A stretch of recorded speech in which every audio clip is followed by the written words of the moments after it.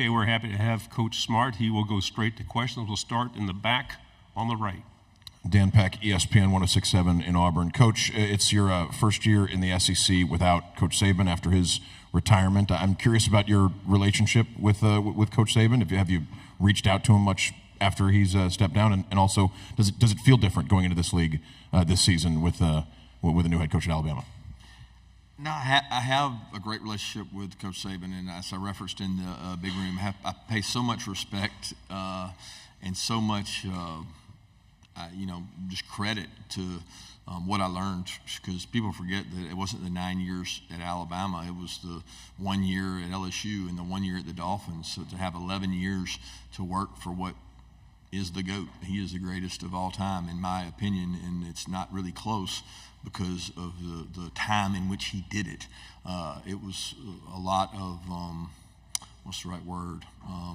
It was a very competitive environment. It was not like a single team dominance, and he dominated for a long time. So we have a great relationship. Obviously, we communicate more now than we did in the past as we were competitors, but there's always been a mutual respect and a lot of appreciation, and probably more now seeing him, at the ESPYs and seeing him on TV and seeing the things he's doing to give back and be the torchbearer. I just have a lot of respect for him. Left side, third row. Coach Daryl Dapprich with the Locked On Network. Kind of give us a little insight as to the process on how maybe a homecoming opponent is selected. Obviously, there's been a little bit of a firestorm with Auburn, the deepest, oldest South's rivalry being your homecoming opponent from the Auburn side. Kind of wanted to get a little bit of a peel back the curtain on how that process and how you choose your homecoming opponents. I have no idea what you're talking about. I get the schedule just like everybody does. And, other than, your non-conference games, you have to go try to schedule those out 10 years in advance, which is an impossible hurdle. But I had no idea that was even the case. So you say peel back the curtain. I have no idea how that's selected or what goes into it. Right side on the end. Hey, Coach. Michael Bronner, WNSP in Mobile. The AJC report said that there were 24 driving-related arrests and incidents surrounding Georgia football since that January 2023 tragedy. Why does this keep happening, and what are you specifically doing to address it? Yeah, I think the number one thing is disappointed. Anytime you have a situation like that, you want your kids, your players, to make better decisions. And I always say you can't be outcome related, and I'm very disappointed in the outcomes, but I am very pleased with our process we've put in terms of education, driver safety, requiring defensive driving, education, talking about it, having leaders stand up and talk about it, bringing speakers in and talk about it, suspending players, dismissing players, which we've done. I don't know to this point any coach in college football that suspended a player for a driving citation. We have. And we've also dismissed players based on driving citations.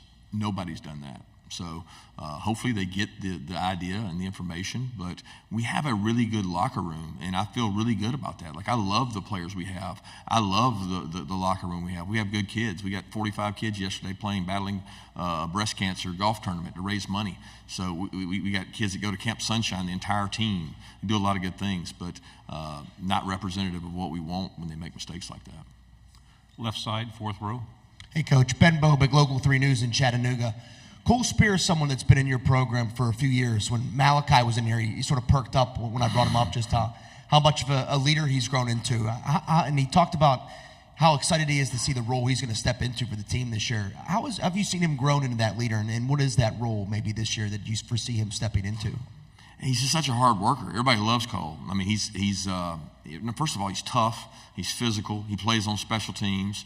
He might not be the most dominant wideout. He's not a guy that's just going to win off the line every time, but he gives you great work ethic day in and day out. He holds the standard high in that room. He started contributing more and more on special teams last year. He's been able to stay healthy. He's had some hamstring issues. He's a really fast guy, and that's his weapon on special teams is his speed. But I love working with Cole. He's another great example of, we talk about our locker room. I love our locker room. I love the culture we have of our kids, and he's indicative of that. Right side, front row, and then pass the mic to the aisle, please. Coach, Steve Moulton, WZZN in Huntsville, Alabama. Coming out of spring, What do you like most about this team in particular, and what's your biggest question heading into the fall? I don't know, Steve. Coming out of spring, I loved the practice environment, the competitive nature between the offense and defense, the battles we had on the field. Like the practices were very spirited, it seemed like, and I enjoy that. I think when you have good spirited practices, they get more out of them, and it doesn't feel like this mundane, boring work. So I really like that. As far as areas we got to work on, I mean, the depth of the defensive line, I don't think anybody in the country will tell you they got enough depth. I don't think we have enough depth. We don't have a great depth at offensive line, where years past we were probably 2 and 3 deep. Right now we have a very experienced offensive line, but we don't have a deep offensive line. So some of that's been attrition, some of that's been portal. You have to continue to create depth, because you don't know when it's going to glare its head within the season. Second row on the right. Shahan J. Rogers from CBS Sports. Coach, I was amused a little by your NIL joke out there. I'm curious, what's kind of the state in your mind of NIL at Georgia? You lost me there in the beginning. You said my NIL what? The joke about Nike and Dan Lanning. Oh, yeah, about Dan Lanning having the treasure chest to open up and get whatever he wants. Yeah, but what was your question directly about? Yeah, I'm curious about your thoughts on the state of NIL at Georgia right now. I think it's in a good place. I mean, our kids are competitive, and you know, we're different than most. We have a system that is, we believe, you come in and you work your way up. You don't come in and make more money than starters. And philosophically, we stand by that. And if that costs us a player, we think we win in culture, because we don't want players that feel like there's an entitlement for a freshman coming in. And I think a lot of schools made that mistake early on, 3-4 years ago. And you could have some upset locker rooms. We're going to err on the side of you earn what you get, and the more you stay and play and contribute, the more opportunity you get at NIL, and that's kind of the state of our NIL. We'll go to the aisle here in the second row. Hey, Coach. Jonathan Hoppy with WTVM in Columbus. You mentioned Michael Williams and his versatility. What do you see from him, and maybe a different role on the defense this year, and what do you think he can bring in that new role? Well, he's very versatile. He's very talented. He played defensive end, which would be a 5 technique, 9 technique, 6 technique, 4-eye, all that for us last year. He'll continue to do that. We think he gives us the versatility to go outside and set edges and create plays. We've got more depth now at some spots inside that we can bump him out. He's athletic enough to play and stand up, but he's also big enough to go and battle and fit up on some big tackles. So we're lucky to have him. We need more guys like him, but better than anything he does on the field is his work ethic off the field and what he stands for. I enjoy having Michael around and what he brings to our team. We'll go here in the front row. Spencer McLaughlin, Locked On Podcast Network. Talk about Carson Beck, had a great season a year ago, but where do you feel he can, if at all, still improve going into year 2 as the starter in this offensive system? Well, his approach to watching tape, finding out what defenses do, knowing what they're doing before it happens, the approach he has to our defense. You know, he can instill confidence in our defense, where last year I think he was focused on what he did for our offense. He can be an overall factor for both sides of the ball this year and really help the confidence of the defense. Front row. Coach Eric Bailey with Tulsa World. When Georgia played Oklahoma in the Rose Bowl, all offense, no defense, Brent Venables has turned things around. Can you talk a little bit about the job Brent's doing at Oklahoma and what Oklahoma brings to the SEC now that they joined the league? Yeah, the great traditions, what they bring, tradition-rich history. What a tremendous job Brent did at Clemson as a defensive coordinator. And you can see those same elements, those same characteristics of toughness, attacking. He's going to always be good on defense. He knows defense. He understands how to attack offenses. So as he gets the players he's recruiting more and more in there, they're going to be a dominant defensive football team. And I think that's kind of, SEC has always been known for really good defenses, and he brings another one with him. Left side, second row. Coach Davis Baker, WSFA in Montgomery. Out of all the battles you've had with Alabama, you've only played them once in the regular season, which was COVID year, limited capacity. What's it like preparing to go to a place like Bryant-Denny that will feel likely like a playoff game? I'm not going to be dismissive of going to play at Bryant-Denny. It's hard. But when you play on the road in the SEC, everywhere is hard. I mean, it is just difficult to play. The passion and energy on road games, people don't. Go ask a veteran SEC coach about road wins. there are only good wins. There are no bad wins. And it's not any different when you go to Tuscaloosa. It's a hard place to play. The passion, the energy, the players on the field, they're all good. And that's a challenge that we kind of embrace that. We love that. We like going on the road. We like being the one against the many. And I think you have to embrace it. Right side, third row. Hey, Kirby, Brett McMurphy with Action Network. When you were at Alabama, Nick took some chances on bringing in some assistant coaches that had had some issues in the past. I talked to Lane about it, obviously Sark. Now that he's gone, do you see any current head coaches that will kind of fill that role and maybe bring people in to give them a chance, try to give them a second chance to kind of revitalize their career like Nick did?